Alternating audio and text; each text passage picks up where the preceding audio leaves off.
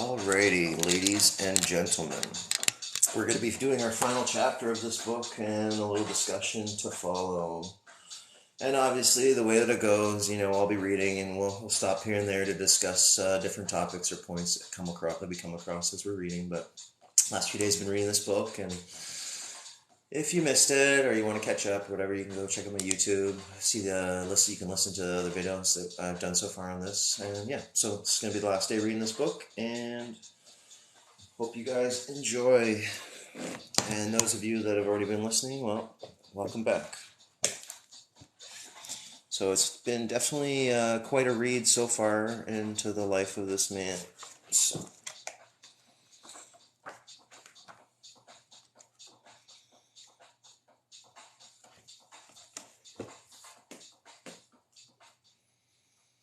All right. So, posthumous recognition. I misunderstood Tesla. I think we all misunderstood Tesla. We thought he was a dreamer and a visionary. He did dream, and his dreams came true. He did have visions, but they were of a real future. How about that? Just wanted to look at something there. Sorry. So, in 1943, a few months after Tesla's death, the U.S. Supreme Court upheld Tesla's radio patent number 645576. The court had a selfish reason for doing so, obviously. The Marconi Company was suing the United States government for use of its patents in World War I. I mean, it's all about the money with these guys, really. It's been this constant battle. Things that I didn't even really fully know about, I learned from reading this book, just how insane some of these, like I call them like the electrical mafia, because they were like doing like corporate espionage. Like think Edison, you got Tesla in the mix and some other guys, and they're all like Marconi, and they're all like causing problems with each other, talking shit about each other. And the worst of the bunch was Edison. He had his little like gang going around, like herding puppies and kittens, like testing on like electrocuting animals to prove a point to make Tesla look bad. And just like these guys just like were hardcore, and ripping Tesla off apparently as well. And just like this Tesla alone had a rough go, but I mean all these guys are kind of shady actually. And that's something interesting too. I mean, he actually, it's funny because the more I read into his life, the more of the degeneracy that I saw that he was really about. So that, I mean, I already have questions about him and the man that he was, but there's a lot of degenerate behavior even on Tesla's part. So I thought that was really funny. Even if he is a genius, just because you're a genius doesn't mean you can't be a piece of shit. And just like there was way too many occasions where it's like, okay, Tesla could have made a good choice and he chose not to, and even in the beginning there's stories about him and how he felt about his brother, and jealousy, and his brother was smarter, got more attention. And then one point in time there was a death, and it happened to be Dane Tesla, and no one ever talks about Dane, which is hilarious. But it's not hilarious that he died, but just no one talks about it. And they say that he either fell down a flight of stairs or he fell off a horse. But either way, the first thought that came to mind was his brother pushed him. But anyways,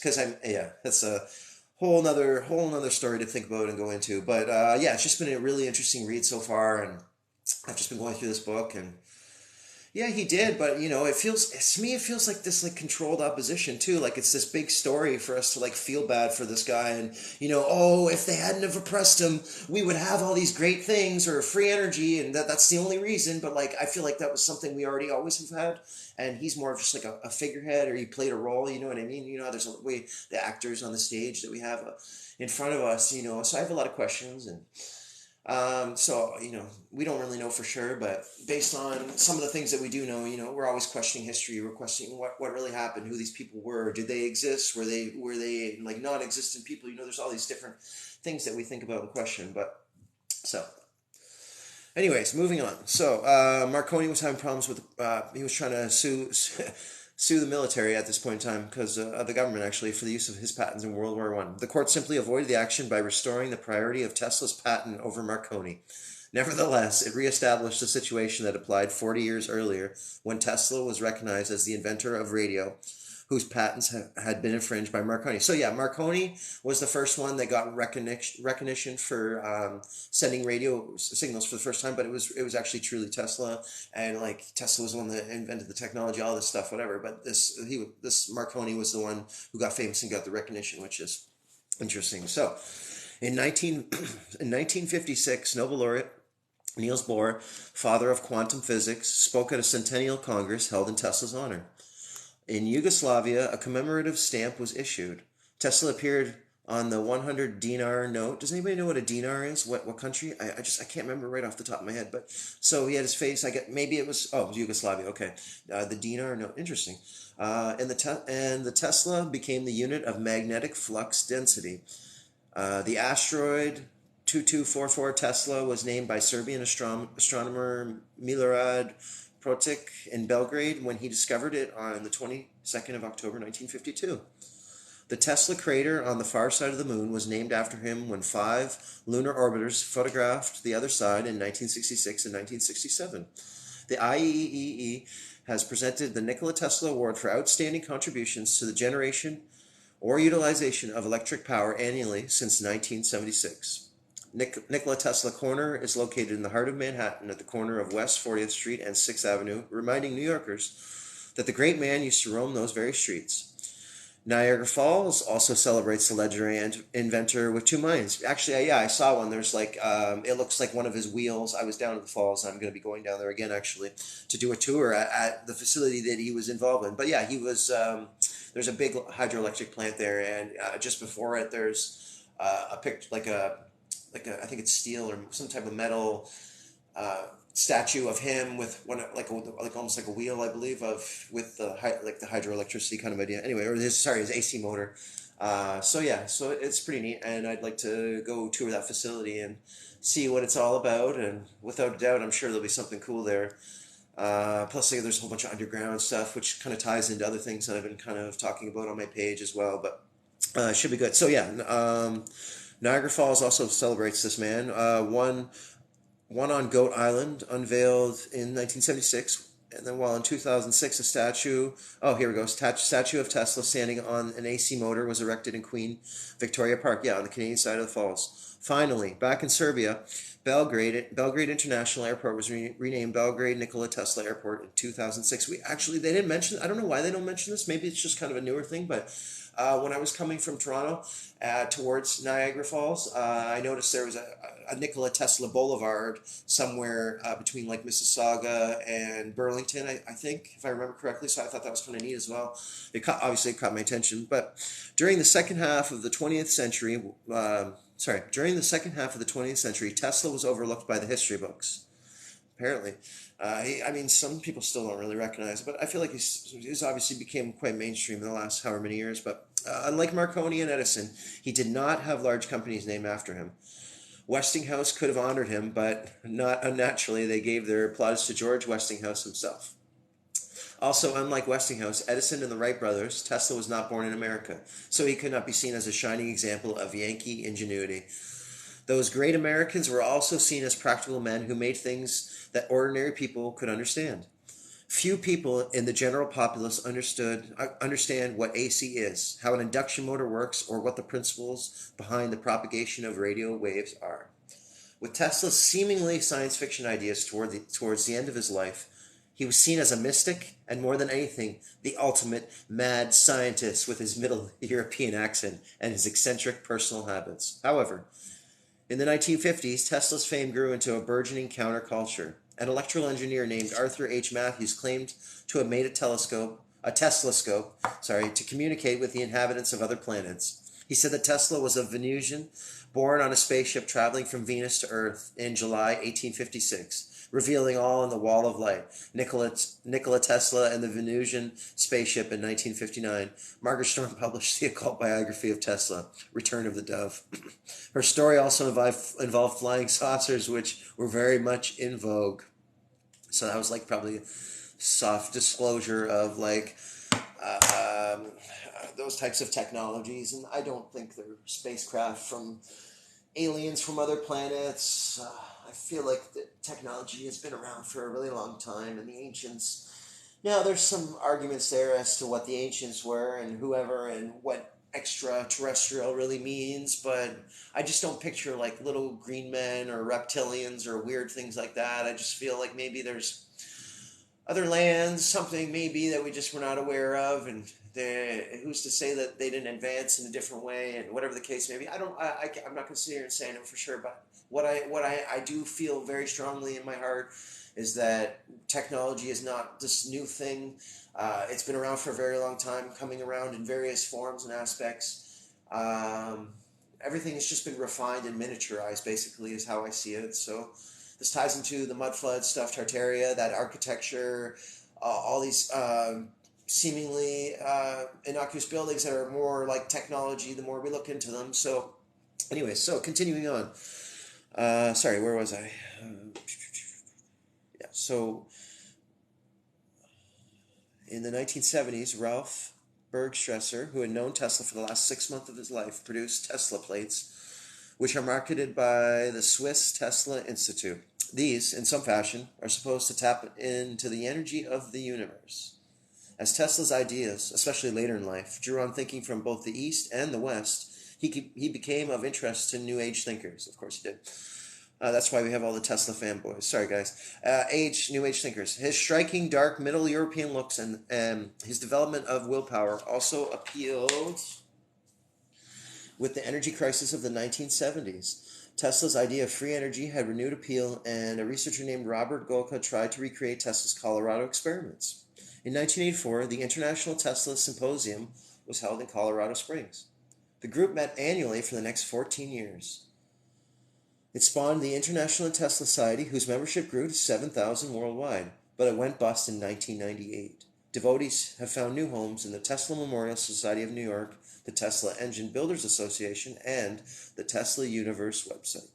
Tesla and his inventions still fascinate fans of science fiction and computer games, and he has been celebrated in documentaries on his life and the War of the Currents, on America's PBS and BBC. In 2003, Tesla Motors began producing electric vehicles. Has it really been that long? Since 2003? Guys? Wow. I didn't realize it was that long. I didn't know he was building cars for that long. Shit. All right. So, electric vehicles in California using engines based on Tesla's designs. They are now quoted on the Nasdaq Stock Exchange and have a European headquarters at Maidenhead in the UK. Tesla magazine was launched on the 10th of July, 2013. At the same time, the Tesla Science Foundation joined forces with Belgrade's Nikola Tesla Museum to create a traveling exhibition called Tesla's Wonderful World of Electricity, which toured the United States and Canada. Its aim was to get Tesla the recognition he deserves in America. With new movies being made about his life, it is possible that it is not too late. This goal may still be achieved. Here, there's a little comic here on this page here. Take a look at that. It's kind of cool.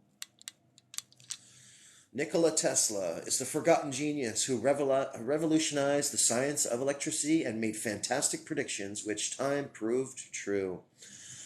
Nikola was born in 1857 in Smiljan, Croatia, one day.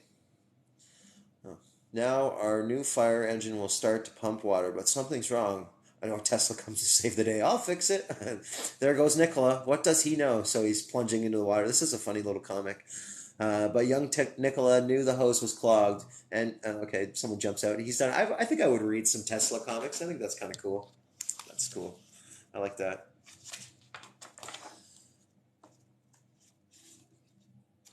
Damn, guys, that was a short chapter. All right. There's some more pictures we can discuss, and we can go over some of his life if anybody has any questions. Honestly, guys, I thought that I should have just kept reading last night. That's funny. I didn't realize it was so short, but that's all right. And like I said, I'm posting all the other ones that I've done. So if you're just catching this now, you can. I think this is David Bowie when he from The Prestige. Yeah. But yeah, that was a cool book. I mean, that took me a long time to read, longer than I would have read in my head, but it was fun to discuss. And I mean, we learned quite a bit about the man and more about some random inventions that we might not have known or some quotes supposedly that he made. It's just interesting to take a look at the life of this guy, and So just do something different. And I think doing a live reading is kind of fun because we're studying it together, and noticing things and talking aloud kind of brings attention to certain ideas. But is there anybody in the comments that has any questions or wants me to? I mean, I can flip back to any chapters that you're curious about. Like I said, I mean, I've posted a bunch of stuff on this already, and I've like discussing it and everything. But if you're curious about the book, I can tell you a little more about it if you want it. If you want this book yourself, if you can see, these are the contents. It was a pretty interesting read. But I mean, with anything, it's only one side of the story. Like, this is one perspective. We don't know if this is the accuracy of everything, even with most historical records, and even then, a lot of it seems like bullshit. But a lot of silly things happened in history. So, and the more you look into it, the more silly it becomes. So, but that's my opinion. Everyone has their feelings about it, but I feel like a lot of people will agree that people think, and we feel like we've been lied to a lot about our history and past events and figures. But what do you guys think?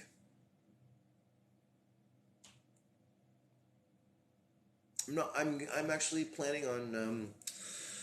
Yeah, the first is like tomorrow, the next day, and I'm pretty much at the end of my lease where I was staying. I was temporarily staying somewhere from the winter time, and now I just kind of ready to go for my next adventure, and I'll be carrying on. I just wanted to get through this book and get rid of it. So, and I offered it a few times already. No one's kind of hit me up in the comments or anything yet outside of this on my page. Just because I offered, if they paid for the shipping and whatever, I would honestly, I would mail it to whoever wants it because I have no interest. You think Trump's uncle got some of his old inventions? I feel like that's at least what they want us to think. That's what all the narrative is pushing towards. But is that really what happened? Do you think they actually found anything? Do you think Tesla was hiding things that we still don't know about? You know what I mean? Do you think he would allow people to have direct access to that kind of stuff? Because if he was a genius, he would have been smart enough to know not to put all his eggs in one basket, and he wouldn't want it to fall in the wrong hands, considering his entire life, every company he worked for or he tried to work with fucked him over in one way or another, either taking his patents, inventions, not paying him, kicking him out of the companies, all this, that. The next thing, I've said this a few times, the moment he stepped onto the New York soil, like American soil, he fucking got robbed and all his money and possessions gone like the first day. So, I mean, it's not very street smart, but at the same time, I feel like after all those years of shit happening, do you think at the end of life, especially how paranoid he was, do you think he'd let it fall into the wrong hands? So I don't know. It feels like a big movie to me, and when I read this stuff, it feels like I'm reading a movie script, to be honest. So I just question everything, because like, we can sit here and argue history all day, and you can tell me because your textbook says that this is what happened, and your teacher at the school that you paid absorbent amounts of money told you that this is how it is, and you're gonna have a problem with that, and people are gonna argue. But we weren't there; we don't really know. But we can obviously look at certain situations, and we've had life experiences, and we enough times to know the patterns when something seems like it's bullshit. So, I mean, a lot of people will argue because of their indoctrination. Yeah, if I spent fucking tons of money on schooling, and then for some asshole on the internet to tell me that it's all a lie, obviously I'm gonna have problems with that. But you know what I mean. You got to question things, and you remember it's his story. It's always only one perspective. We don't really know the full perspective. There's three sides to every story, right? And it's the one thing I've been saying too. It's always two truths and a lie. With anything, any type of lie, you gotta use some truth to make it believable for it to resonate with people, right? So yeah, it's just how I feel. Yeah, it's fun. It's fun to speculate for sure. Like, I'd love to know what's really possible. And like, for me, when I first started, I was like, oh yeah, they probably suppressed. But then, like, over time, I've kind of been questioning more and more things, and I feel like that he's more of just like a puppet figurehead. That he might not have actually invented anything. And if anything, if he was doing anything, he was reverse engineering technologies that had already been in existence for a very long time. Like, I don't think electricity was first invented in the 1700s, whenever they first said it happened. Like, I feel like it's been something that's been utilized for a very long time. Like, I was watching a video about I forget what civilization. It might have been like Mayan or one of those groups. Anyways, they had these huge like canals and waterways built like thousands of years ago, apparently. And obviously they were utilizing some form of hydroelectricity at that point in time. Like it's not a new thing. And some people say it's Anunnaki that gave us all these things like tools, taught us all these different things. Some people say fallen angels. Some people say it's the same thing. There's a lot of different speculation as to how humans got to the position they're in, because there's a lot of people that don't necessarily believe in evolution, and there's a lot of people have different feelings about that. But um, yeah, we'll see. Yeah, exactly. One thing that I always bring up is the Baghdad battery. What the fuck do they need a battery for in ancient times if they weren't utilizing some form of electricity for something or lighting or whatever the case may be? You know what I mean? And there is depictions of like electronics and things in the hieroglyphs and things of that nature. So and okay, so obviously the past is not going to make sense how they were building stuff if they didn't have technology. But if they had technology, it doesn't have to be lasers and aliens. It could just be advanced formwork, or they had vehicles of some sort. You know what I mean? They were carrying these materials, or there's a lot of different ways this might have been happening. But then there's all the people that are like about the woo wah stuff. So it's like frequency and acoustic levitation and magnetic things of that nature. You know what I mean? So. And there's a lot of different perspectives and ways that we can look at this sort of stuff.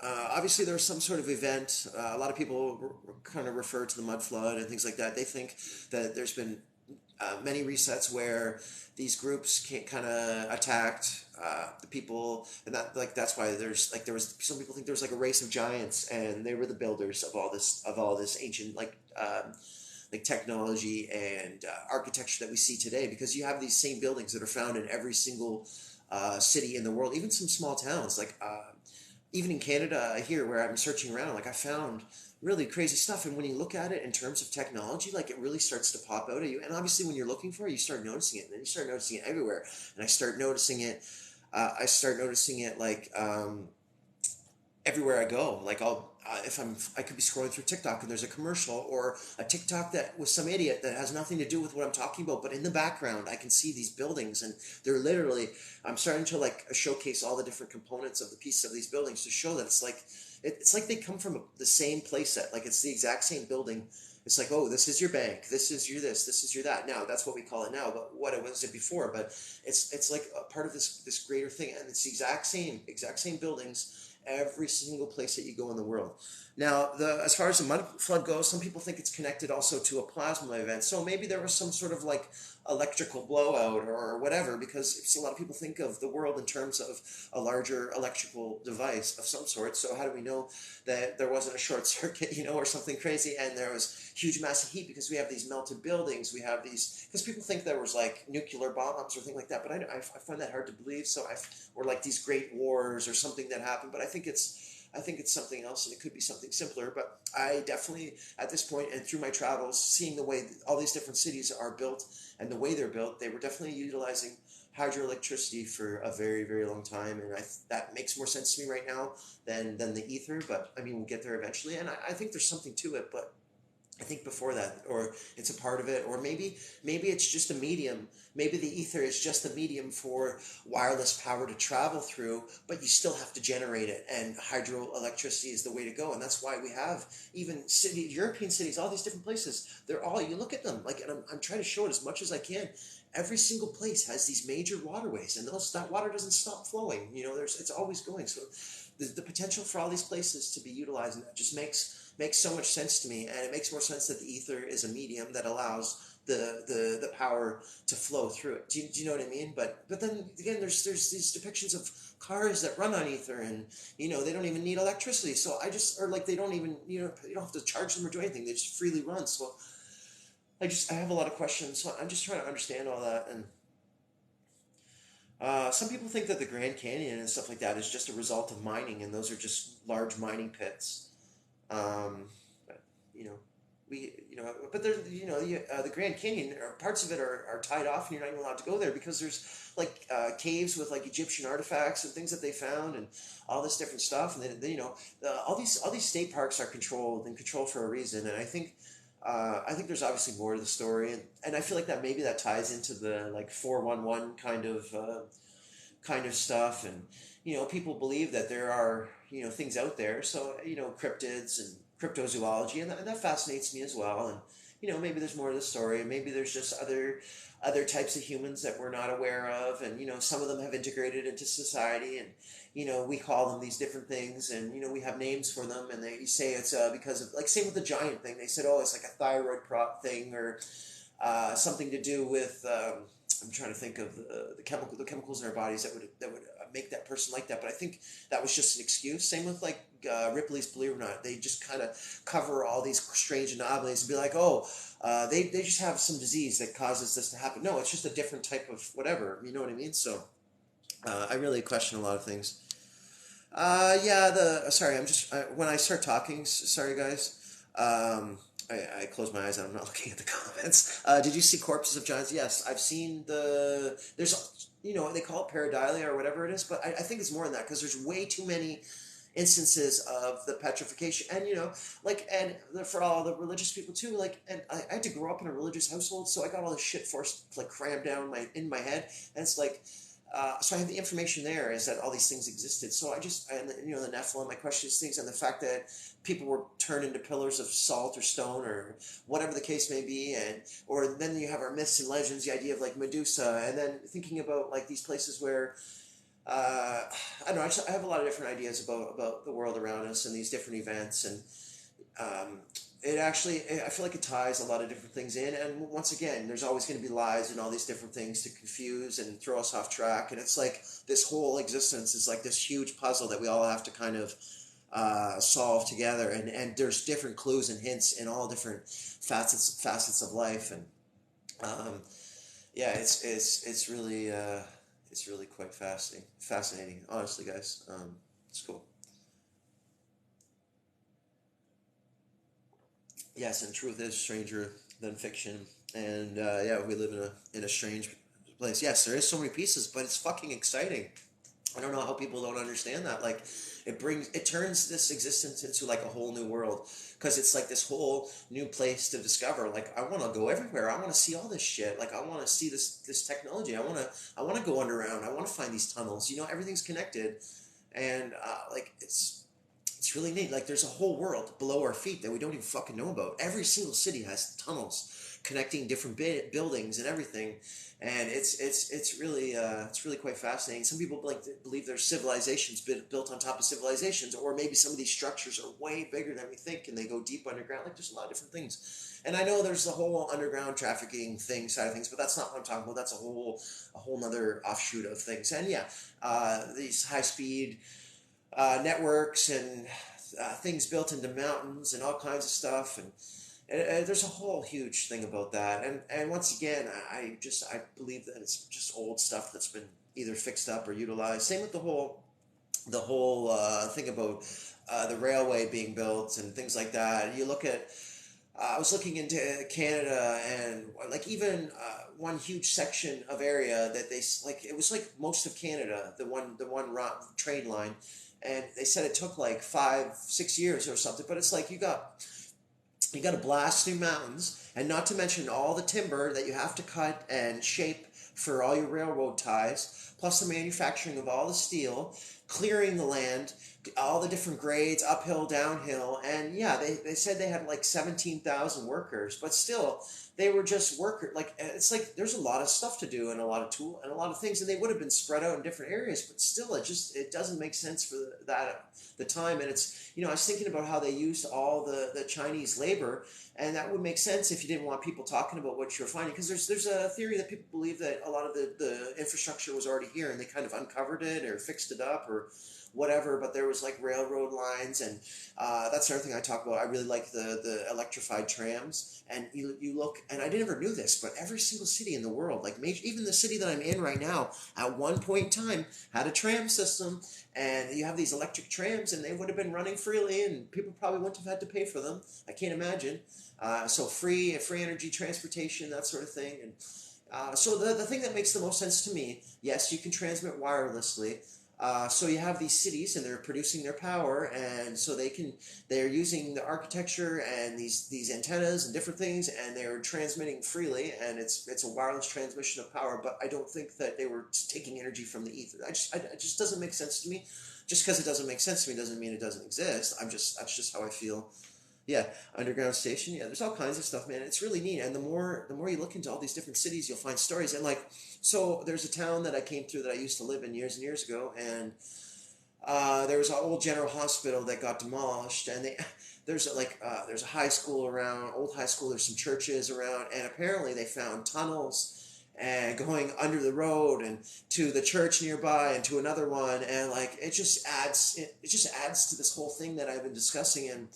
And it's just like the whole, and then you have all these urban explorers and stuff, which is really neat too, and they're going around things, but for like different reasons. So it's nice to see, which is great because all these people doing all these different things, it gives more access to these spots because people want to document everything. So we're getting a better view of all these different things, and it's this growing thing, whether people realize it or not. Yeah, they don't have to blast anymore. And did you know that the Walmart symbol is the same as those big machines that dig underground? And 15 years ago or something, I had a friend tell me that Walmarts were always set up for that sort of thing. Like they were always set up by train tracks. It's basically like a big compound that they can close off easily. Everything, shelves, everything can be pushed away, moved, and it can be used as like a holding station facility, whatever. And that's a whole other thing that I don't really want to get into right now. But yeah.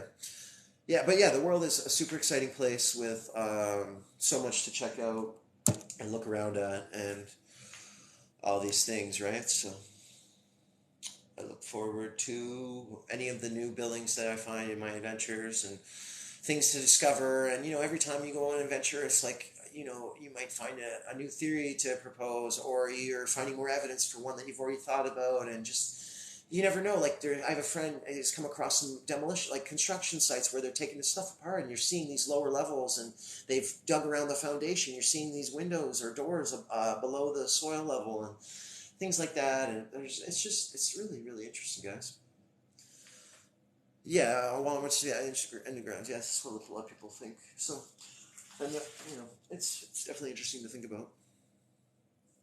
But it's very exciting times, I believe, and it's only going to get weirder. So, buckle up and whatever. But it's going to be fun, I think. See what happens. There is too many, but there's too many people looking into stuff that going to figure it all out. And people were like talking about like relating the government or those certain figures like a bad relationship or like abusive relationship where it gets to a point where they get so out of control that they're doing whatever they can to control the situation that it makes them look worse and worse and crazier and crazier. So it's like there's so much crazy shit going on at this point that everyone is going to just be like, what the fuck is going on? And things are going to change and things are going to get better. And it's going to get harder in some aspects before it does, but maybe. But people are worried and whatnot. But I think when it comes down to it, and we end up in, because like you think about these emergency situations that communities get into and things like that, and you look at how quickly and great like everyone comes together and works together and things like that. So I think when push comes to shove and we end up in a real situation, I think that we're going to be okay. And I don't really worry about that kind of stuff. And there's so many people that are thinking about like self-sustaining communities and things like that nature. And people are preparing, and and there's a lot of people that are doing like old school tasks, like learning how to do all these different things to be okay. You know what I mean? Preserving, canning, jarring, whatever. Gardening, getting back. Kind of wanting to get back to the land. And this is something that I personally wanted for a really long time. And if that, and even better if a situation forces us all into it, you know what I mean? Is that the one? Maybe something bad doesn't. And this sounds so weird to say because it almost reminds me of how the New World Order speaks about like aliens and other things. But maybe something bad does need to happen. It's like the video game simulation that are in. We got all these bad guys, and they're just like the boss levels. And at the end of the day, we need to have this huge challenge that's gonna finally break all the bullshit and bring us all together. And it's gonna suck, but it is what it is, and that's what's gonna have to happen to break all the fucking programming and everything that's gone on. You know what I mean? And it will, but it's gonna be a mission.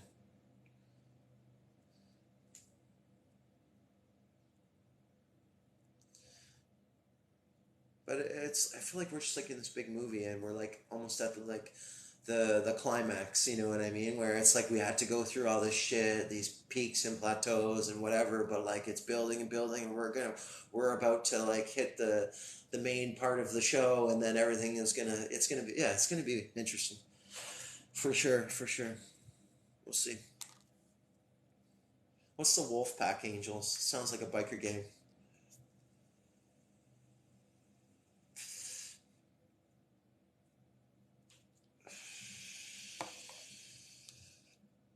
Yeah, we'll see, guys.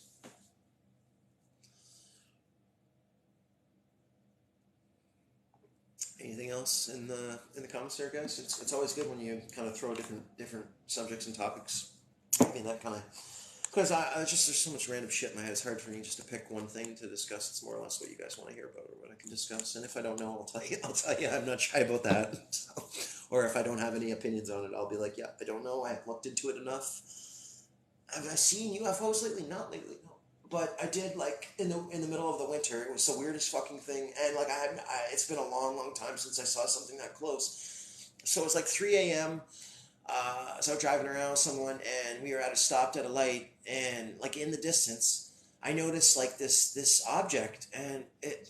I thought it was a drone at first because it was just hovering, and it was like I'm not quite sure how far above the city, but it wasn't too far. It was close enough for me to see some details, and it was really strange. And the more I noticed it and looked at it, it's like almost as it acknowledged my presence because it came and it flew over to me, and it was like above the vehicle, like at a distance, and I could see the belly of it. It had these like weird lights along the base of it, and the way like it was too big to be a drone, and it was sorry, it was too small to be an airplane, and the way that it moved, and it wasn't making any sound, and then it took this like it was weird because I was at the lights at the base of this like long hill, but in this whole area you can see the horizon, but it did this like big loop after I was like pointing out and talking, and then it went and did this big loop around and just kind of crest over. But we're driving up the hill as this is happening. It came over and then it just fucking disappeared. I didn't see it in the sky anywhere, and I was like, what the fuck? But there was this big. I don't know where it went. And there's this big like facility which has like this huge pond in it in the back of it, which is weird. Like it's like a mill or something. But then there was this also huge holding tank, and I was just like, what the fuck is going on here? It was weird. And like I've seen some other weird stuff in my time. I've seen like objects like, and it's usually when I'm like out in the woods, like camping at like a lake or something. And one time I was looking, I thought I saw a shooting star, but instead of going in the same direction, it stopped, went another way, and then zoom, just gone. Like it was the weirdest thing I'd seen. So but like I question drone technology and the advances in that, and like what we understand today. Things are always way ahead. So if we don't understand, it's going to seem like weird or magical or alien or foreign. So I have questions. But I mean, if the mainstream is telling us that there's aliens, I'm gonna believe that it's other something else. You know what I mean? Like if they're gonna acknowledge it, I feel like it's just drone technology, and that's gotten better and better, and so yeah. Like, have you ever seen the first person drones? The way those guys fly and maneuver and go around, like yeah, it looks pretty. Like if you were to see a light traveling that quickly and darting back and forth and or making weird noises, they could attach some weird green ominous light to it and have it float around and man, like I don't know. I question it a lot. So I just feel like anytime the news is telling me something, I'm gonna do the opposite or think the opposite. If they're going mainstream, telling, oh, there's this spacecraft, we're not sure, and then they release like one page, I think that's just like to mess with people to make them think even more that there's aliens, but really it's something more local potentially. Just like there's a because the one thing I look in the back of my mind, I do have the idea of like fallen angels, and like not aliens, but Anunnaki, whatever. So there's that kind of idea. So, but then I'm split because like some part of me is like, oh well, does all that out there really exist, or is it all really just about us, and we are at the center of everything, and everything else is illusory. You know what I mean? So I do have a lot of questions, and like I try to look at both sides of the coin of every aspect of things, and certain things ring true that more so than others, and so I've always been kind of back and forth about that kind of stuff. You know what I mean? Yeah, exactly. And they They also have the holographic technology as well. So they like, there's a lot of things to question. And at this point, I feel like a lot of things. If you can imagine it, like if you can believe it, you can see it, kind of thing. Like the power of imagination and what we can create as a result of that, and even yeah. So it's fascinating stuff, indeed, for sure.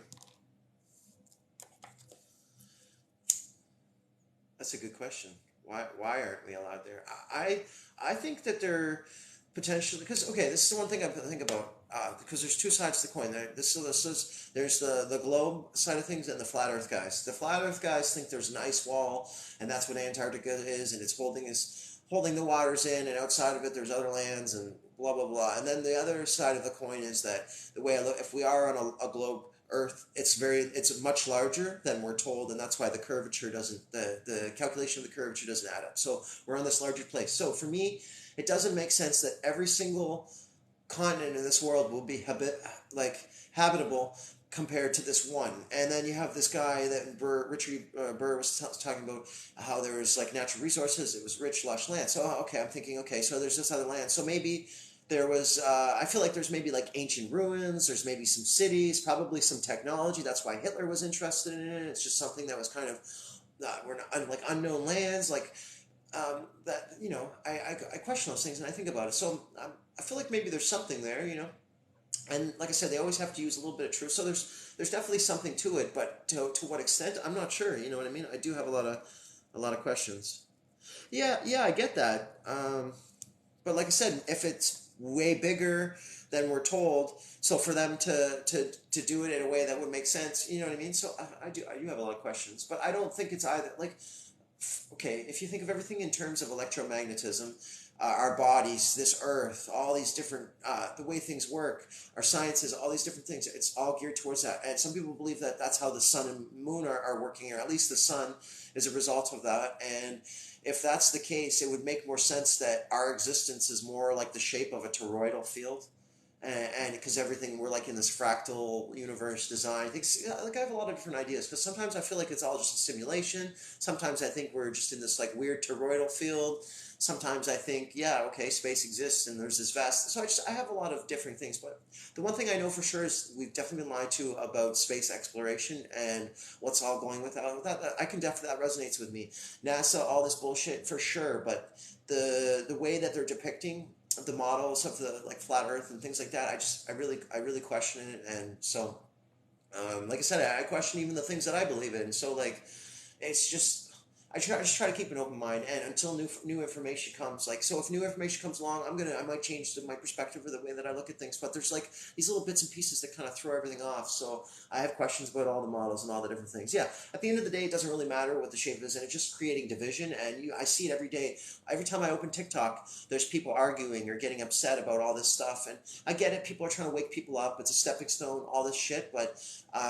If we put half that energy into like figuring this other stuff out, like producing our own energy, learning to garden, produce our own foods, working together, just like general selfishness, all this stuff, get back into that community lifestyle, I think things, because the biggest thing, we're the ones that keep these people enriched. We continue to be a cog in the machine. We're working, we're paying taxes, we're giving all our earnings to these people, we're buying their products. If we stop buying all their shit that we don't need and just lived a comfortable lifestyle and did our own shit, build our own houses, do all these things, like get back to that the way that it probably should be or used to be. I think life would be a lot easier for people, and we wouldn't have these people controlling the world because they wouldn't have any money, because they would actually have to put in a hard day's work. Imagine if any of these people actually had to go do manual labor for a day, or stand at a till, or do any of that stuff. They're not the working class, and they stay that way, and through our taxes and other things, you know what I mean, and us buying their shit products, like. And it doesn't necessarily have to be off the grid. Yes, off the grid of paying for power, but people assume when you say off the grid that you're not going to use electricity. We'll produce our own. There's pyrolysis. You can make your own fuels from plastic. There's all these different things. I'm not an engineer. I got a lot of great ideas, but I don't know how to build some of these stuff. So there's people. We all have something that we're good at. There's a skill that we have to offer, even if it's just our time. everybody can put their part in, and I feel like we can just do our own thing. And it's just people got to let go of like a lot of shit before we can move forward. You know what I mean? And maybe, like I said, something shitty does have to happen to bring people to that breaking point. As bad as it sounds, maybe that's what people need, a kick in the ass, or something to break the programming. But yeah, if people want to change, it starts with you and your community, and whatever, even just thinking differently is a big difference in start. So yeah, exactly. I'd rather be really good at a lot of different, or sorry, good at a lot of different things than just focus on one thing my entire life. You know what I mean? I've tried different aspects of construction, roofing, siding, carpentry, framing, all these different things, and I've also done a lot of different other types of jobs. You know what I mean? So it's just trying different things. It's all building up to one bigger project that I want to move towards. You know what I mean? And self sustainability and things of that nature. And it's a huge thing. That's the one thing people don't realize. Like starting completely from scratch is not easy. So to go out and think you can do it by yourself is it's a community thing. It's a group effort. It's just a matter of getting everyone on the same page, right? And I don't see anything wrong with electronics and things in like moderation, right? When it takes over your life or becomes a problem, you know what I mean, or whatever the case may be, I can see that. Or if it's used maliciously, like the fact that they have patents for certain technologies that's built into like televisions and other things to like mess with us, and frequency warfare and all that, like sound techno, all that stuff. Yeah, there's a lot. And with anything, it could be used for good or bad. Just like you know what I mean? Yeah, exactly. Yeah, yeah, exactly. The hardest part is getting people rallied up and organized. Like we can sit here and talk about this all day, but like I'm getting bored of talking. Like I sorry guys, but like this is just how I feel. Like I've had this conversation so many times, and I have a hard time figuring. This is the hardest thing, getting people to like really, because how for you to just drop everything you're doing, like, oh, you're not going to go to work today, or you're not going to worry about this. We're going to actually go deal with some shit. But like, it's just a really hard thing to do. You know what I mean? So I need people to actually be thinking specifically about ways that we can get these types of things started. And I know there's people doing their own little micro projects and working with people and things like that. But on a mass scale, it's the hardest thing, right? So I'm sure some people have some ideas.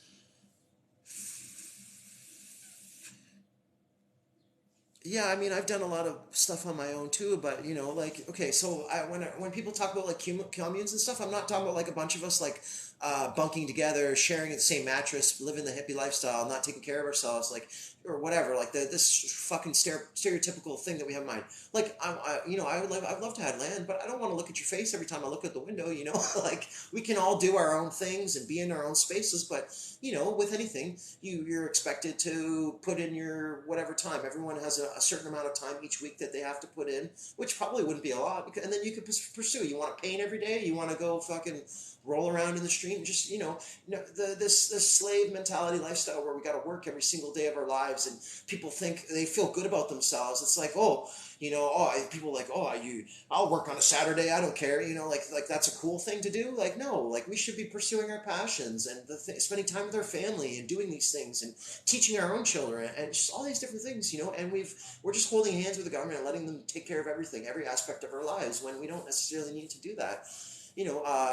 All our medicine was taken over by like the Rockefeller Institute and taking over the schooling as well. We have all these petroleum based things when plant medicine was around for however many hundreds of thousands of years. So I mean, like we don't need any of that. And if we stopped eating all their crap or putting all this shit in our bodies, we wouldn't have half the health problems that we do. You know what I mean? So it's like this cycle that we're in where uh, the things that they're giving us are causing the problems, but they have the medicine to treat the problems, right? So it's like you can't make money off of healthy people. So it's like this roundabout thing. Just like planned obsolescence, like things are meant to break down, but that creates a whole industry for all these guys to fix all this stuff. So I just you can build things that don't need like technology is the worst, but I could go on about all this stuff. A cured patient is a lost customer. Yeah, that's right. See, but that's the thing. Like, we just have to bring all this back. And I know there's a movement. I know it's happening. A lot of things are changing, but there's too many people that are holding on to the materialistic lifestyle of like having this big house, fancy car, all this stuff, being the trying to be the best or better than the rest. You know, like whatever the case may be, I can see clearly to me that shit is fucked up, right? You know, so um, yeah, I could go on and on, but it's just a matter of getting organized.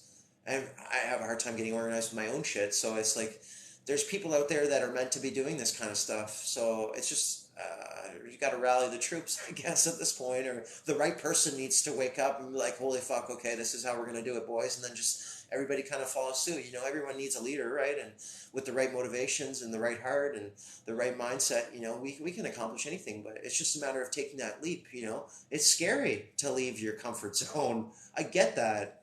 You know, like I'm even feeling that way right now. Like just getting back because like when I started this trip, I was driving and whatever, but now I don't have a car and I have to do something that I haven't done in a really long time and hitchhiking and camping out. But I'm doing it because I'm passionate about it and I want to see more of this architecture and travel around and whatever the case may be. So I'm leaving a comfort zone and it's weird for me, but I know that it's something that I have to do and it's just like it's like that step that you got to take. You know what I mean? So just keep that in mind for the future. And you know, I feel like the scariest things or the most uncomfortable things are the things that we have to do almost the most. You know what I mean? And when you get through those things, the way you feel afterwards is truly life changing. So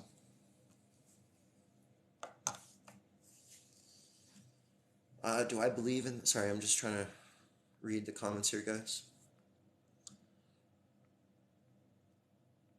Yeah, like there's no reason for us to live the way that we do.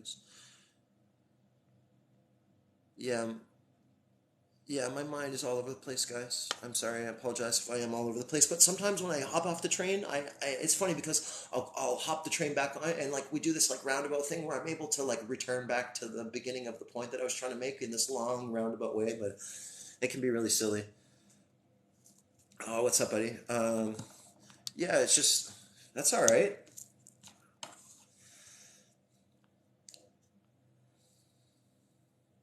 But just we just gotta figure this out. And you know, I have a lot of thoughts about a lot of things, but like I said, we're all geared towards something specific. So and like, you know, I just one thing I always think about people like and their things. Well, if you could do one thing, what's the one thing in life that you would do every day that makes you happy? You know what I mean? And pursue that. You know what I mean? And I think people will be a lot happier and be a better world if we stop doing what we think we should be doing and doing what we want to be doing or what others tell us or parents, whatever the case may be. All these voices that we carry around with us, you know, and just you know doing what's right and yeah. So.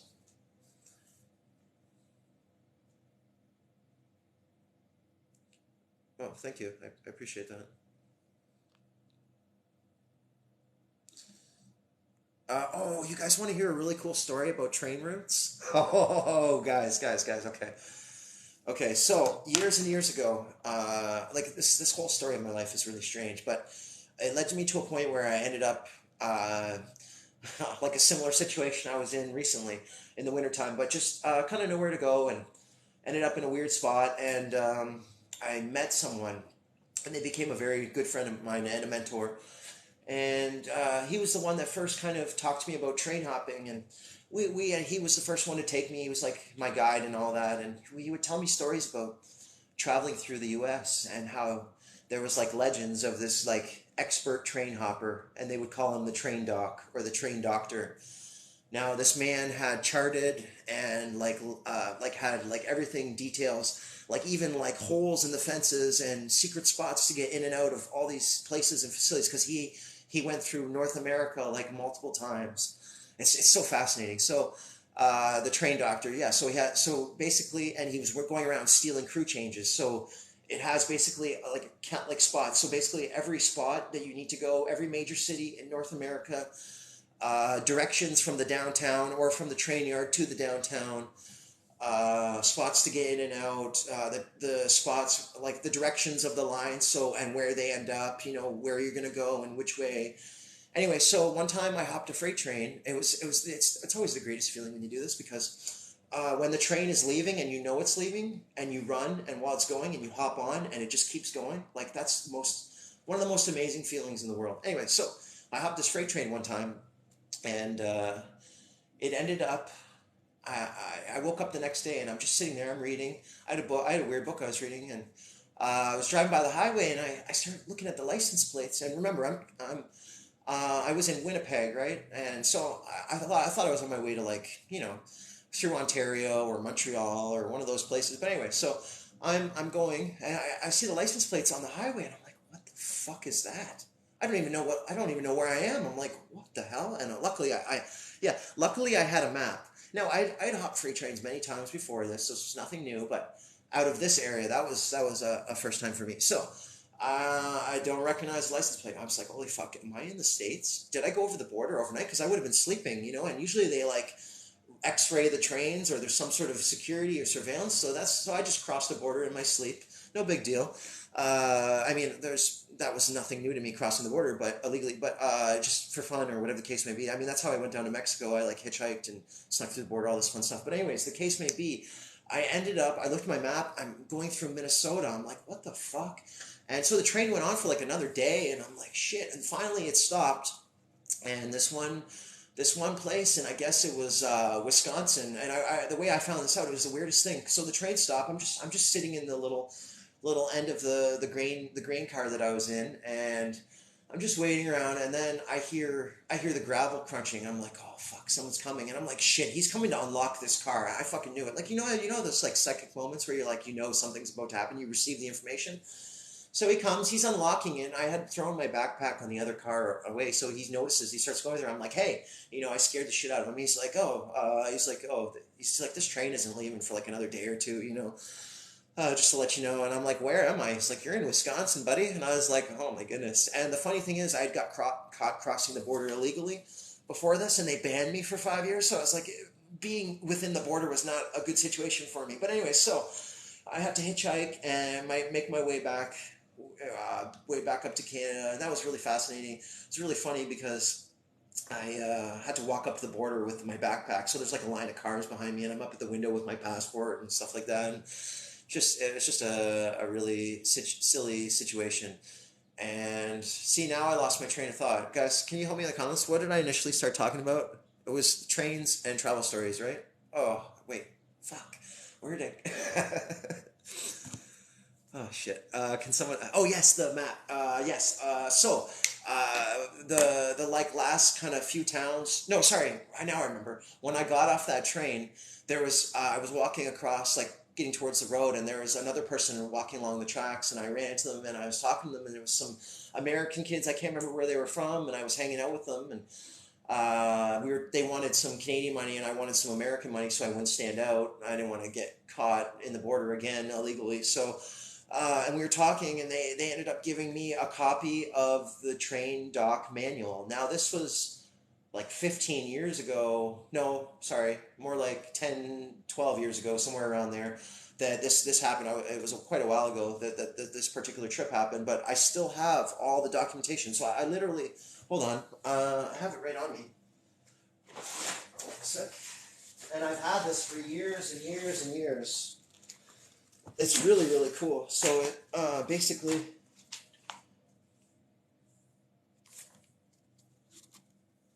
it's the Alternative Hiking and Camping Guide to North America. And you have, I'll give you an example. So we got Detroit area.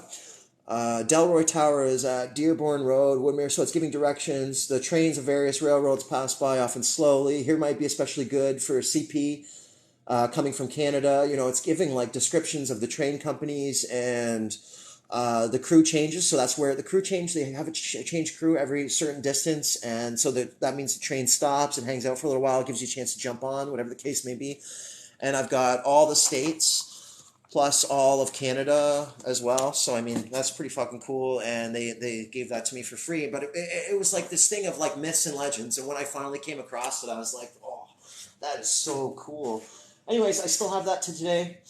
I mean, there's lots of stories of me hopping trains and stuff too. Maybe one day I'll do a series on, travel stories or something. I'm not really feeling that right now, but I just wanted to show you guys that. I thought that was pretty fucking cool, and it's like a memento and something that I managed to hang on to all these years.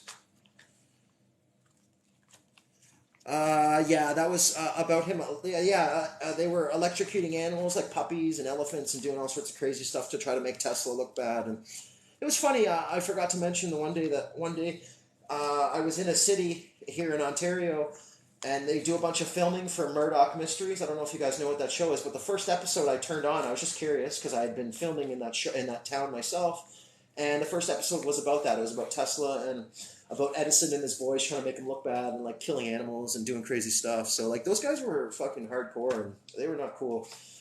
I just imagine all the bloodshed and all the experiments, even like for like medical science. Like remember they were like digging up people and like playing with their bodies and cutting them up and trying to look at their insides and stuff like that, right?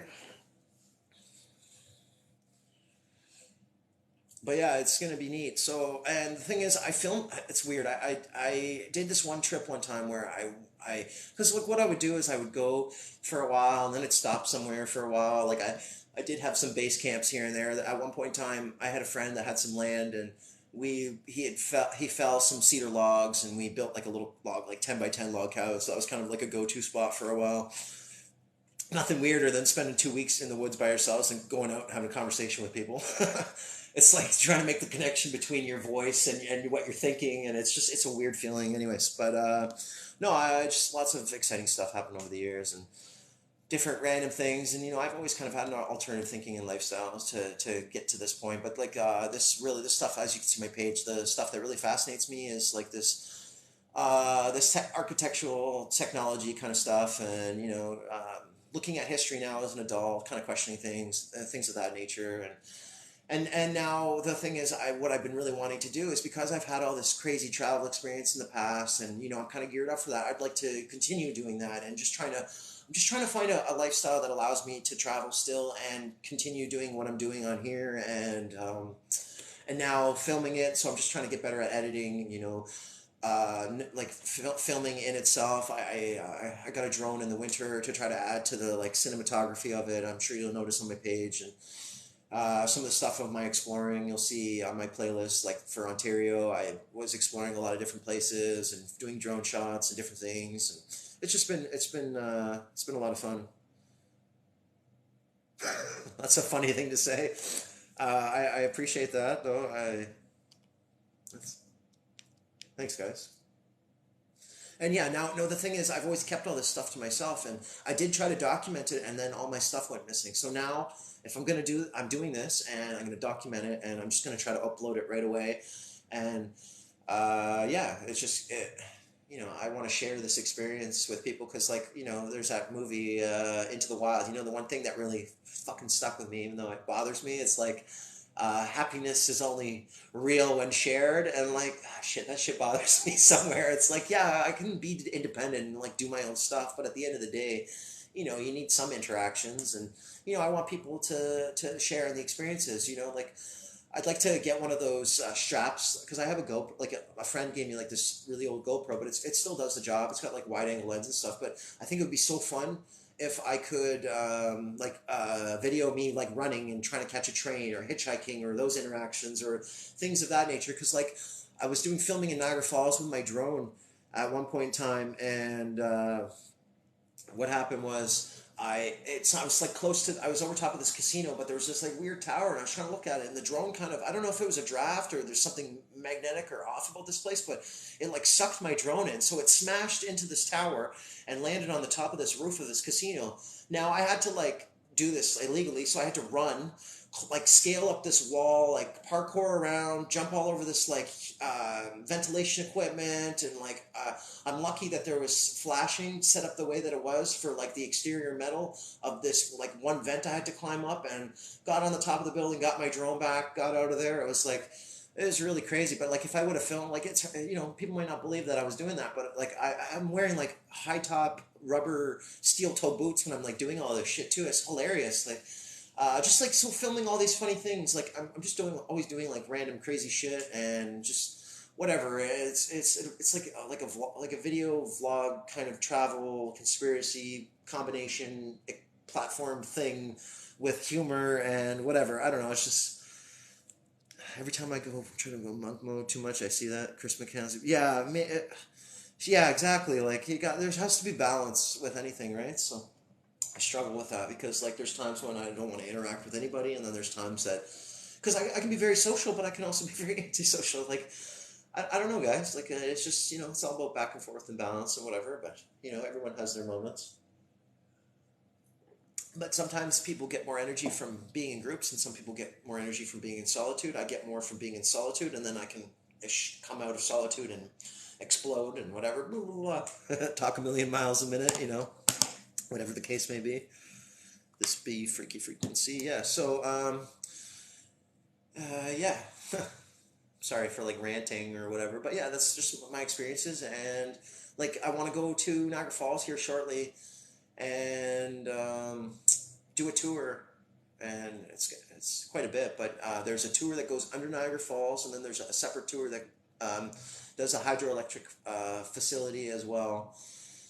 And it'll be interesting to do tours of that and whatnot. And down the road, like I've made a video about this. I was discussing, and it bothers me to have this discussion, but at the same time, it's something that I'm going to need at some point in time down the road. And just because like I don't want to separate, how people do like Patreon or this other thing or that, and I don't want to separate my content from everybody. I want everyone to have access to that. But if at some point in time down the road I can find some sort of support here and there for like tours, things like that, that would be wonderful, because I have no issues camping out, hitchhiking, whatever, getting around, doing my own thing. I can take care of myself, that's fine. But when it comes to doing all this touristic shit, like if you guys want me to get inside these buildings or go to these special spots, that's when it's going to be tough for me. And that's where I need support for this channel to get into these places and see those content. But otherwise, I'm pretty independent and whatnot. So that's something that I need to think about for the future. And like I said, I don't want to have to do like a separate thing. I just want to make everything available and share my ideas and connect and communicate with you guys and whoever else in the community and whatever the case may be. But you know what I mean. And like, it would be fun if I could devote all my time to this stuff. But unfortunately, I do have to stop every so often, work, whatever the case may be. Just try to keep going, keep this alive, and whatever. Like I don't have anybody backing me or any other thing. It's all just me doing this. I do all the filming, I do all the thinking, all the research, all this shit. It's just all me, all by myself. You know what I mean? So and even just telling me good job is very appreciative, and I appreciate any support that I get from you guys, however that may be. And at some point in time, yeah, I would like to. Yeah, I know, because TikTok takes like if someone tries to gift a video, well, TikTok gets half of that. Like I don't really agree with that either. I don't know. I'm still figuring this all out. Like I just started making videos like 6 months ago. I never edited a video in my life, and just playing with creativity and ideas and different things, and just trying to make this like I'm building towards something, and I'm not quite there yet. There's things that I want to write about. There's things that I want to make videos about. There's things that I personally want to do and visit and travel and do all these different things. So like I have a lot of stuff on my brain, things to think about and things to accomplish, and yeah. So that's the craziness that is my life. Yes. Yeah. But yeah, that's kind of where I'm at in a nutshell at the moment. So we shall see what the future holds, right?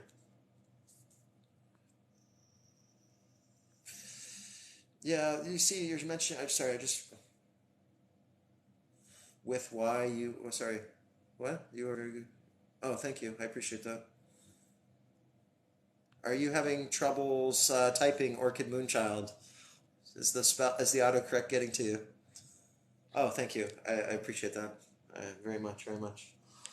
Yeah, I don't know. I want to make this a thing, but I don't know how to do that, and I'm just gonna figure out one step at a time. And it's been a slow evolution, just building things up, just getting kind of like a formula for my style. And this is something if you were to watch my very first video that I posted on here, is very different from the ones that I'm doing today. Just I'm learning. I don't know how to do any of this. I don't have any schooling when it comes to anything. I just sometimes I'll try to like make my own music too or whatever, or I'll make a little rap or rhymes or whatever. Sometimes I just randomly sing. It's for my creativity. It's good for me to express in all these different ways because these are all things that I'm thinking about too. So me getting it down in some form of media also gets it off my head, and I can share that with other people too to digest and think about and maybe bring a new perspective onto that. You know what I mean?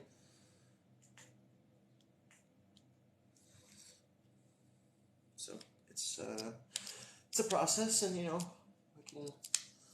If you're starting with nothing, then it can only get better from here, right? Hey, buddy, what's up? I'm just discussing a few different things. I finished the book that I've been reading.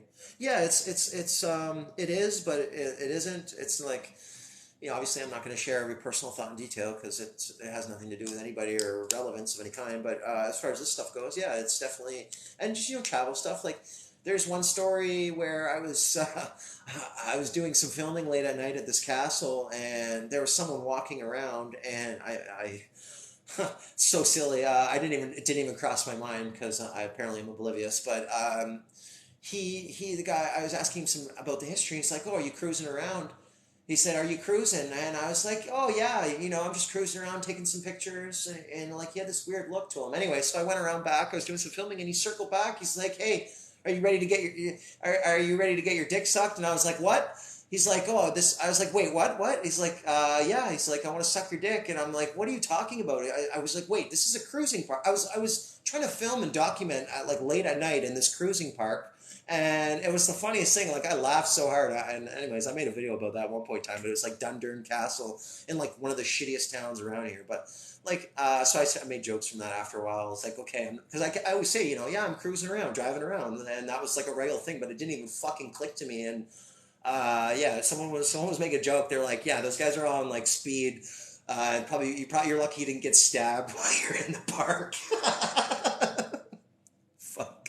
Yeah, just like yeah, people are nuts, and yeah, only in Hamilton exactly. So yeah, oh man. I mean, yeah. So just like random funny shit like that happens, or like the stories of me ending up in the States. There'll be all sorts of interesting things. We'll see what happens, and I really do look forward to going to Montreal. It's definitely like there's some old world stuff there for sure, and the eastern provinces, like it's everywhere. But honestly, I found out after coming here that the highest concentration of like architectural, or sorry, historical sites and things of that nature. Actually, Ontario has the highest amount in all of Canada, apparently, which is kind of neat. And so I'm glad I started with here.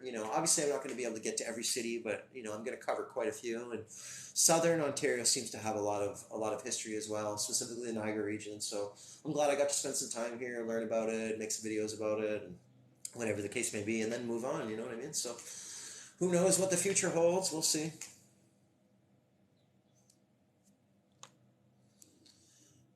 Knife fights are common here. Yeah, it's like the UK, right?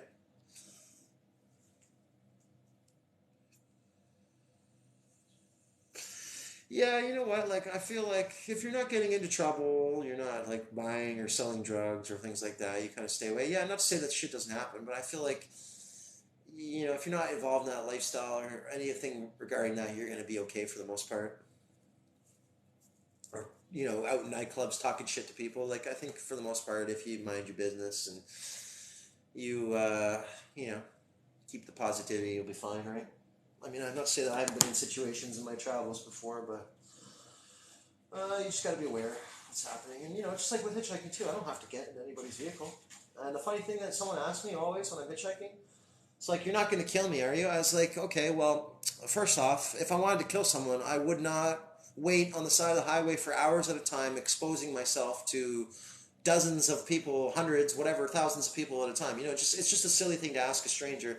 But yeah, I don't. I've seen some weird people. It's like, yeah, no, I'm not. I'm probably not going to get in your vehicle. You know what I mean? But for the most part, I mean, if people do it out of goodness of their heart or whatever, they want to. And people get bored and whatever. They want someone to talk to, and I'll talk their fucking ear off. It won't be the first time that I've entertained. I almost wanted to make a joke. I was going to make a sign this time, and I was going to say gas, grass, and then I was going to cross out ass. But I just thought it might be funny. But it's going to be interesting because obviously I have my opinions about the last 2 years. So I'm sure there's a lot of people that haven't had anybody to voice their opinions to, and they're probably going to want to voice them to me. So that'll be an interesting conversation. We'll see how that goes. But Excuse me. Yeah, so we'll see. I'm not looking forward to the next city though. I really, really, really dislike Toronto. I mean, I always have had a dislike for it, and but there's some really cool stuff there. So I mean, I look forward to checking that out. But more or less, I'm really mostly looking forward to Montreal, and there's a couple cities in between. Like Kingston, Ontario has, I think, Canada's oldest, largest penitentiary. I think, and there's some other cool stuff around there, and like a lot of these downtowns of even these like cities in the middle of nowhere, like they have some really interesting stuff, and like I've documented some of it. And like I said, I won't get everywhere, and there's this is the thing. I always feel like I'm gonna miss something, so. I mean, shit happens, but I like to like to think and hope that I'm getting the majority of what needs to be seen and documented. You know what I mean? So we'll see.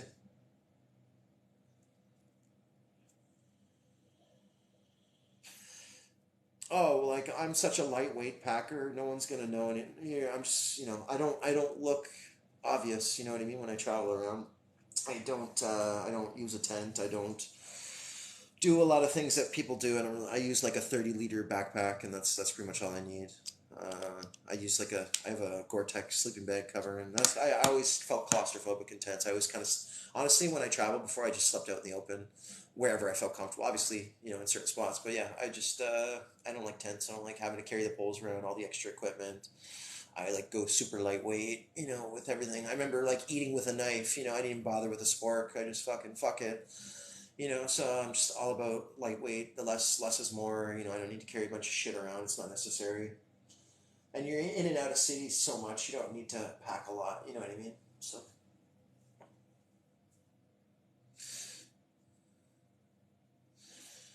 in Quebec, there's some cool spots. Quebec City has that huge, huge hotel I'd like to get in the inside of. I can't remember the name of it right now. Frontenac? No, maybe yeah, I think it's the Frontenac. And then there's like a huge star fort right beside it. There's all sorts of cool stuff, and like with anything, any of these places that I go, I'm always gonna find little side things that might not necessarily stand out or people talk about, or it's not like this big special thing, but it's actually something. You know what I mean? So, and it's all kind of based on the same discussions that I've been having on my page and whatnot. So, yeah, I'd love to see what this. But you'd think they would destroy most of it. Oh, ouais, je peux pas parler en français un petit peu, mais je parle pas beaucoup longtemps. It's been a long time, man. I need to like be with some French people and speak it. And since I had spent time in Quebec, when I went to Mexico, it was even easier to pick up the Spanish. But it's just like simple responses and stuff right now, man. Like to actually get into a full conversation, it's been years since I've practiced, so I do know some basics. How long did what take to learn? Like a year and a half being immersed. I found it easier when I got into like smaller towns where there's like no, they don't like someplace they don't speak any English, so like I'm really forced to like really listen really intently. Yeah, like at one point in time I started dreaming in French, so that's like when I really knew that I had like reached a point. But it's like speaking it and speaking amongst people is different than reading and writing it. Do you know what I mean? Like it's very, very basic, and I'm sure I butcher a lot of things. But it was enough to get around. It was enough for people to understand me, and I could understand most of the time what people were saying to me. So that's and communication is number one. I don't have to be perfect or accurate all the time, and I'm not trying to get a degree in another language or do it as a job. If I can get around, then I will. So if I can pick up these languages, I'm sure I could pick up more down the road. It's just definitely, smoking weed doesn't help with that. Same with math, but that's another story. But yeah, like yeah, I remember when I went down to Mexico, I didn't smoke for a while, and that made it a bit easier to pick it up. But whatever the case may be.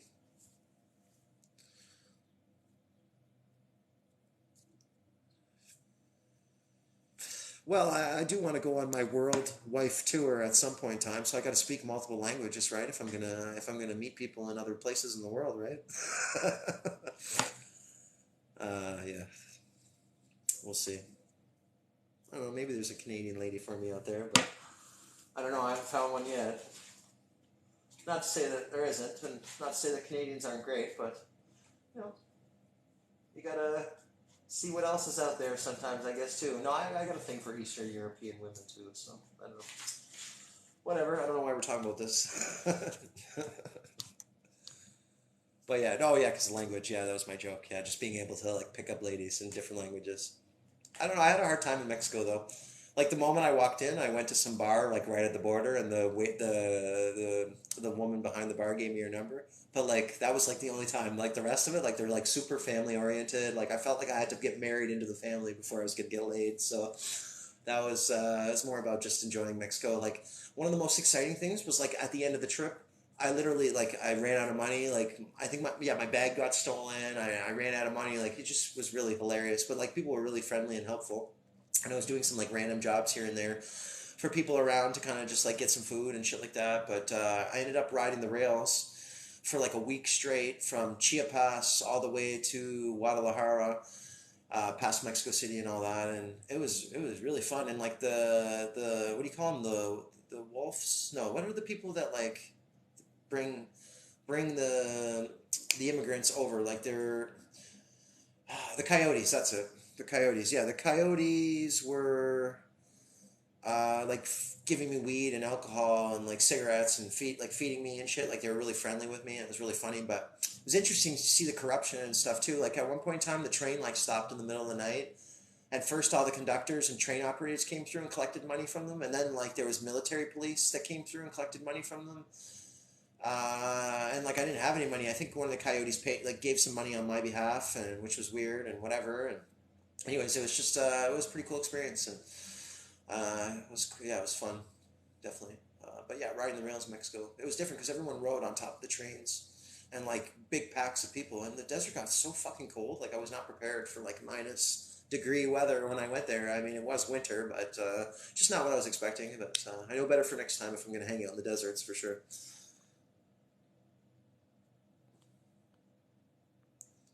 Oh, thank you, Taylor. Taylor made. I didn't see that. You can set me up with some Eastern Europeans. I don't. You guys are funny.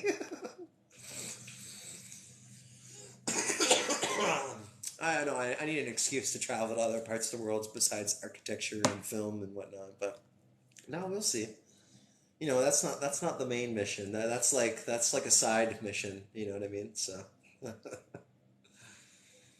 I got so many other things that I want to do and accomplish and goals and things like that. So yeah, I mean, that's the thing. Like I felt like I was just spinning my wheels in life, and I had stopped traveling, and I just things. It's been something that's been poking at me for a while, and just living a lifestyle that I wasn't really happy with. So I just kind of dropped all that and kind of doing what I can now. It's like I don't want to look back in life and feel like that I missed out on anything. So I'm gonna do what I want to do right now.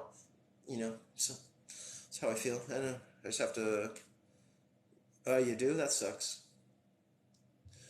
I'm dude. Like I've been doing a month to month thing, renting a space. I did a few projects, as you know, so I have all that to kind of tie me over for a while, and I don't know. I'm gonna go to Toronto, probably spend a few days there, go through the downtown. There's like some major, like I've been like the past few months I've been documenting because different stuff comes across my feed, or I just look into different things, and there's a few major locations that I need to visit in Toronto, but I'm not gonna really spend too much time there.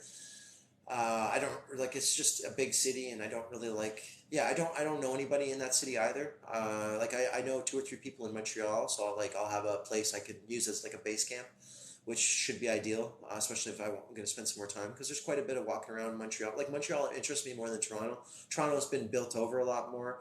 I mean, we do have the downtown, and there's some interesting places, but a lot of it's been like new facades have been put over to it, and they've destroyed a lot of things. Like there was this huge, like crazy armory that they took down, and this um, mud flooded like psychiatric hospital that they got rid of and whatever, like not too long ago.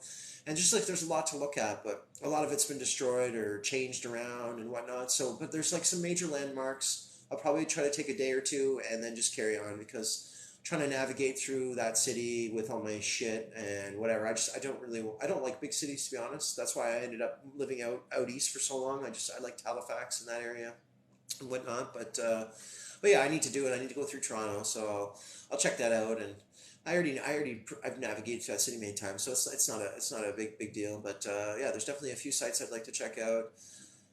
We really need to go through, and yeah, then you carry on. There's some various smaller cities along the way, and I mean, yeah, there's always a lot to document and check out as I go on. Now the question is, I probably will hit a fork in the road where I can either go west or east, but based on the weather and the time of year that I like, because I had a project go, excuse me, I had a project going, and it took me later into the summer that I wanted, because I would have left in like May or June, but I ended up staying till now because I needed something to finish first. Uh, but yeah, here I am. So I'm starting a little bit later. But I mean, I went until like January last year. So I mean, we'll see. We'll see. I might go west. I might go east. I'm gonna kind of just go with the flow and where things take me. You know, like who knows? Maybe a job comes my way and someone's like, "Hey, you know, come do this job for X amount of time. I'll pay you really well because there. I know there's people hurting for work and laborers and these kind of things, and I have a lot of energy and skills and everything to offer. So you know, that's the funny thing. I had a harder time when I settled down finding work than I did when I was on the road. It was the weirdest thing. Like people were offering me jobs left, right, and center, blah blah blah blah blah, and I always had to turn them down because I wasn't interested. Like I would just want to go to work a few days a week, or you know, like I like when you're not paying for any amenities, all your money just goes to like food and you know, and or a little bit of weed or whatever the case may be. You know, sometimes I had to pay for a ferry or whatever. It doesn't matter. The point is, I didn't have to spend very much, so I didn't have to work very much. So I was very happy with that lifestyle for a long time, and it allowed me to travel all over Canada and end up in other places. And but the thing is, once I get into the international side of things, that's when it becomes difficult. And I need some sort of like side business hustle or something that is generating income so that I can still travel. Or the other thing I have to do is either just like every winter, like buckle down, save everything I need to travel for the other half of the year, and just keep doing that, keep coming back and forth. But I'd rather just have something that's generating something that I can do that way. I can just keep going because like I want to document as much as I can. I want to visit all these other places. I want to have all these interesting travel experiences and do my thing. You know, I want to do that, and that's kind of where I'm geared towards, and that's where I'm headed. However, I need to do that or figure that out. So that's how I feel.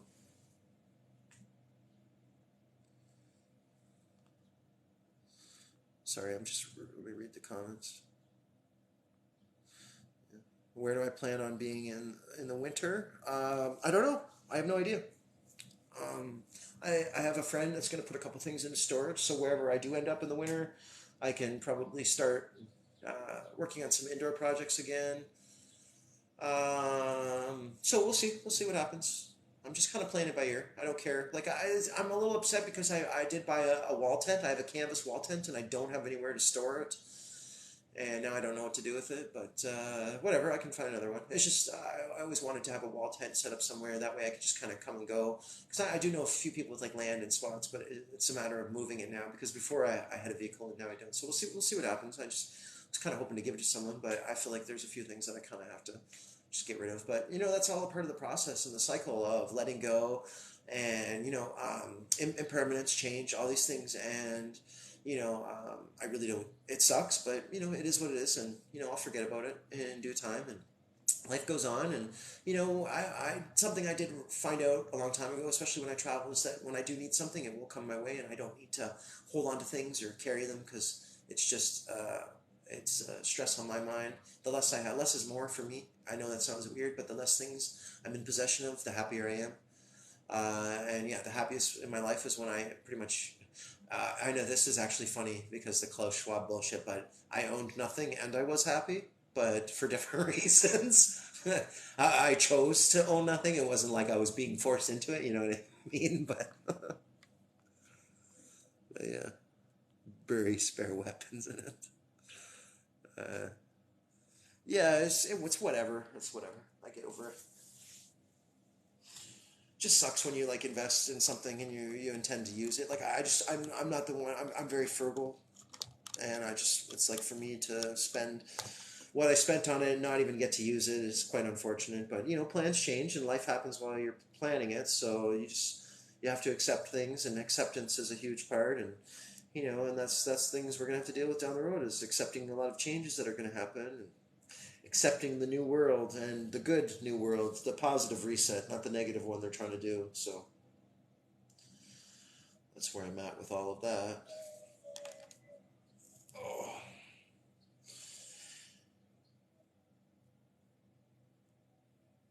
Yeah, I love getting rid of stuff. I love the purge. It's my favorite thing. Just the only thing is just that I'm bothered by that wall tent is because I've wanted one for like the last like decade or so, and then I got into this situation where I thought I was gonna have there's a specific piece of land that I was gonna go on, and I had the vehicle at the time, and I was like, okay, I'm getting ready, and then I bought the tent, and then the vehicle got smashed, and then I wasn't able to get to that. It was like 2 or 3 provinces away, but an opportunity arose for a huge piece of land that I could go on, grow on, do whatever, blah blah blah.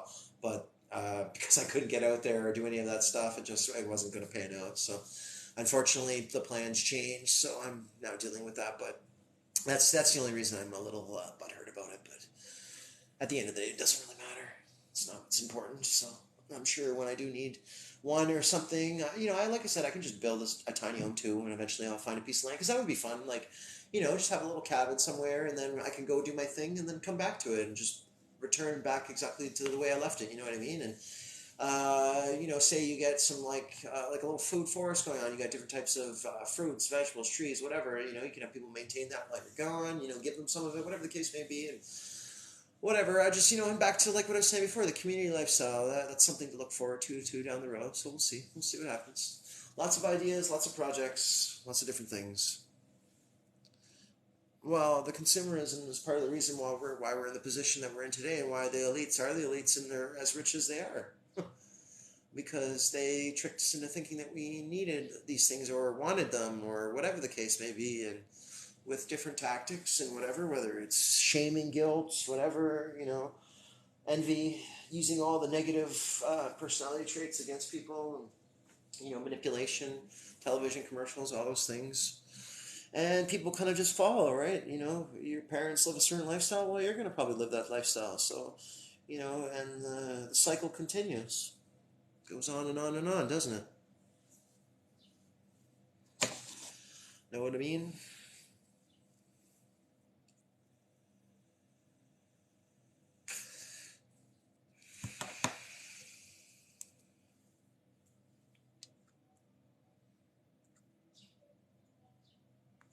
Just give me a second, guys.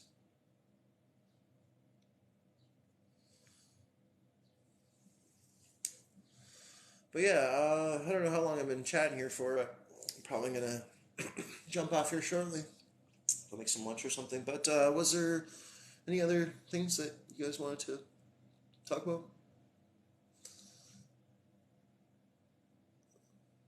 That's good. That's good. I mean, sometimes there are anti-heroes. They're the thing we know exactly how not to be, and then maybe they might not have been good parents, but at the end, maybe they were because they showed us how we shouldn't be.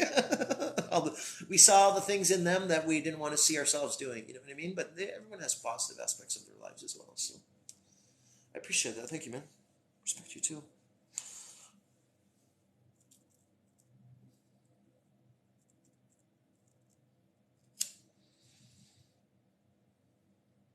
Very on, guys. Well, I appreciate you guys joining in and coming on for discussions. And like I said, if you want to go back, it's pretty funny some of the stuff we went over for this book that I was reading. So I've read through, I don't know how many, I think it was 16, 17 chapters in this book. So past few days I've been reading through all of that. So there's a lot of jokes and commentary. I mean, eventually I'll try to, YouTube for now, just because I don't have any type of like podcasts or things like that. But I would like to start getting into that, just like longer discussions. And even like the easiest way for me to do that right now is to do these lives, and then because it gets recorded, I can post these later for people to listen to, or whatever the case may be. So if you want to listen on YouTube, that's fine because it's all there, and eventually it'll end up on something, and maybe I'll edit it and shorten it a little bit. But it's pretty interesting, especially if you don't have this book or you don't intend on buying it. You can It's like an audio book, but then you get to listen to all the commentary and discussions in between and whatnot. So it's pretty interesting. But oh well.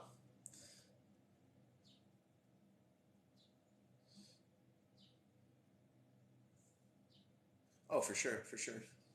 And I prefer doing it live with people too. But for anybody that misses it or just wants to listen about his life or the jokes I'm making about it too, like because there's quite a few to be made. There's a lot of silliness about his life. So